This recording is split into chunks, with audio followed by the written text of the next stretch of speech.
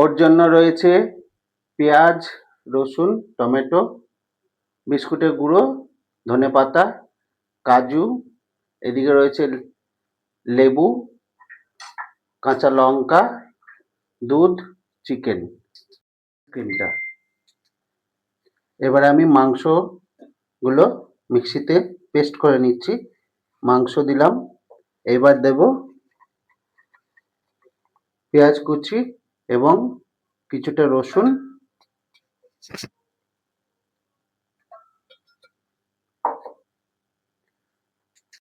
এবার আমি বিস্কুটের গুঁড়ো দিয়ে দেব, ধনেপাতা দিয়ে দিচ্ছি, কাঁচা লঙ্কা দিয়ে দিলাম, দুটো শুকনো লঙ্কা দিয়ে দিলাম,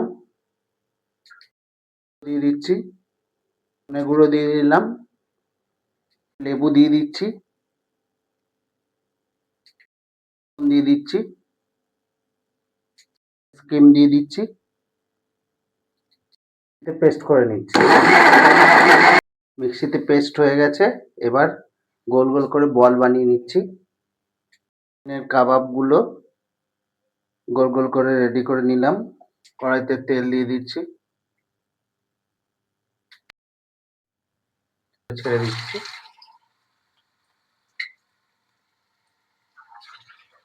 মোটামুটি ভাজা হয়ে এসছে। চিকেনের বলগুলো ভাজা হয়ে গেছে। এবার এই গরম তেলে আমি পেঁয়াজগুলো দিয়ে দেবো, গুলো দিয়ে দিচ্ছি, 3টে কাঁচা লঙ্কা দিয়ে দিলাম, একটু কাঁচা টমেটো দিয়ে দিলাম, অল্প পরিমাণে লবণ দিয়ে দিচ্ছি। এবার এগুলোকে সব ভেজে নেব হালকা করে।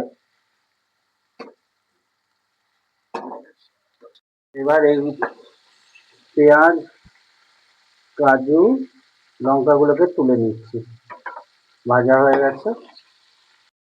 এবার এই মিশ্রণটাকে পেস্ট করে নিচ্ছি আমি। পেস্টটা আমার রেডি হয়ে গেছে। এবার এটাকে আমি কড়াইতে দিয়ে দিচ্ছি। আদা রসুনের পেস্ট দিয়ে দিলাম, একটু দুধ দিয়ে দিচ্ছি। মালাইটা রেডি হয়ে এসছে। এবার চিকেনের কাবাবগুলো ছেড়ে দেব।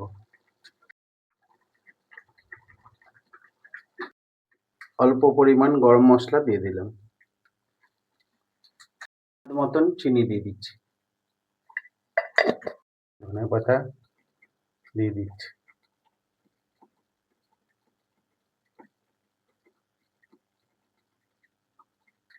পাতাগুলো কেটে দিয়ে দিচ্ছি, গার্নিশিং হবে, দেখতে ভালো লাগবে।